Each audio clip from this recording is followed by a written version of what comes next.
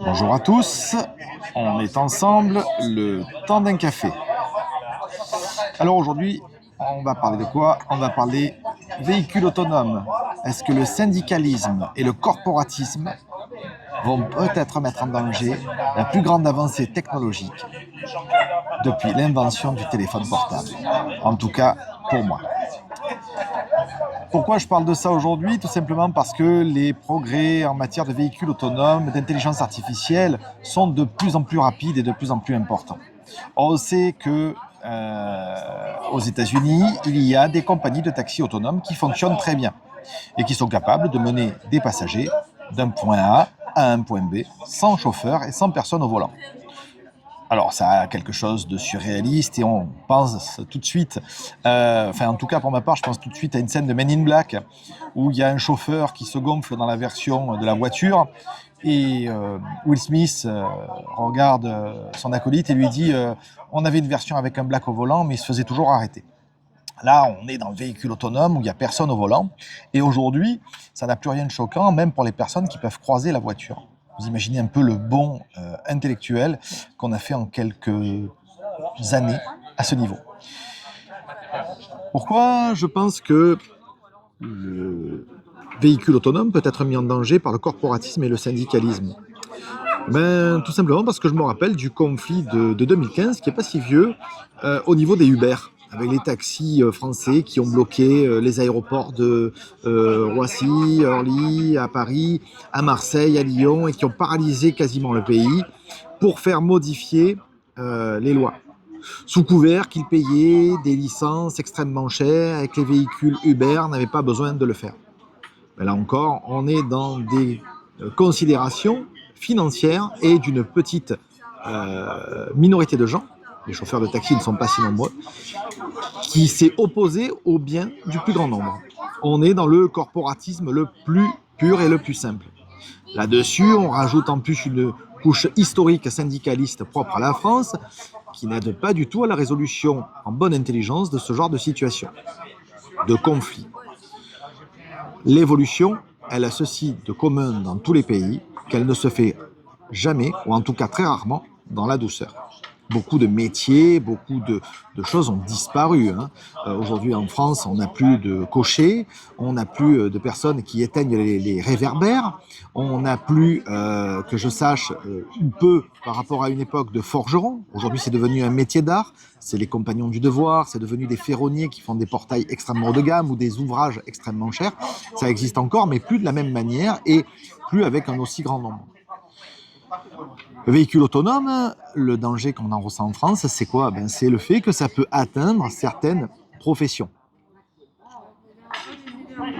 Et ces professions, comme je l'ai dit, c'est les taxis. Et pour le coup, c'est également les VTC. On est même en droit de se demander si les VTC et les taxis ne feront pas front commun contre ce nouveau potentiel danger pour eux. Alors c'est un danger pour eux, mais une évolution pour nous. En tout cas pour moi qui n'ai pas d'autonomie, je vous assure que je le perçois comme une évolution formidable. On sait que ça fonctionne aux États-Unis, on sait que c'est déployé, c'est pas possible, on sait que c'est déployé partiellement dans certaines villes. Il y a déjà des rames autonomes de métro à Paris, il y en a déjà dans de nombreuses villes au Japon, il y en a dans d'autres pays. Alors c'est des rames de métro, oui, mais il n'y a plus de chauffeurs. Là, on ne parle pas de la même technologie, on parle de capacité de déplacer une ou plusieurs personnes d'un point A à un point B à la demande. Alors à Lyon, il y a des projets de véhicules à la demande qui sont en étude et qui pourraient s'apparenter à ce type de véhicule autonome. C'est un service formidable, fabuleux, qui, j'espère, ne sera pas remis en cause ou en péril par une vision étriquée, antédiluvienne et obsolète du progrès. Imaginez un peu que sous couvert d'empêcher, de limoger les standardistes, on n'ait pas mis en place le téléphone. Imaginez un peu que sous couvert de ne pas enlever les cabines téléphoniques et les gens qui les entretiennent, on ait empêché le déploiement du téléphone portable. Ça paraît surréaliste et pourtant, c'est la même chose. La même chose. Aujourd'hui, On sait qu'aux États-Unis, depuis environ 5 ans, les véhicules autonomes, même plus d'ailleurs, les véhicules autonomes fonctionnent. C'est prouvé, ça marche. Il y a beaucoup moins d'accidents que si c'était un être humain. Il y a beaucoup moins de problèmes, hein, parce qu'il faut aussi se rendre compte qu'une interaction peut provoquer, engendrer des conflits. Là, il n'y en a pas. Aucun souci, vous commandez, vous payez, vous montez, vous partez. Pas de souci de surfacturation, pas de souci de trajet mal interprété. Aucun souci, ça fonctionne. Alors bien sûr, il y a des freins technologiques à tout ça pour le moment. Il faut que les routes soient étudiées, paramétrées et optimisées. À la vitesse où l'intelligence artificielle progresse, on peut espérer que d'ici quelques années, il n'y aura plus besoin de tout ça et que même les routes classiques, ça sera très bien. Encore une fois, ma vidéo n'a pas pour but de parler de l'aspect technologique des véhicules autonomes type Tesla et autres.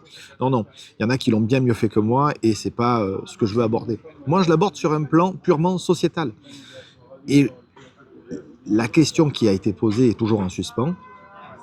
Espérons que le corporatisme et le syndicalisme ne mettront pas en péril les progrès technologiques. Espérons que l'Europe ne tombera pas dans un isolationnisme, il faut savoir le dire, technologique et un obscurantisme qui pourrait la faire non pas plus progresser, mais carrément régresser sur le plan général.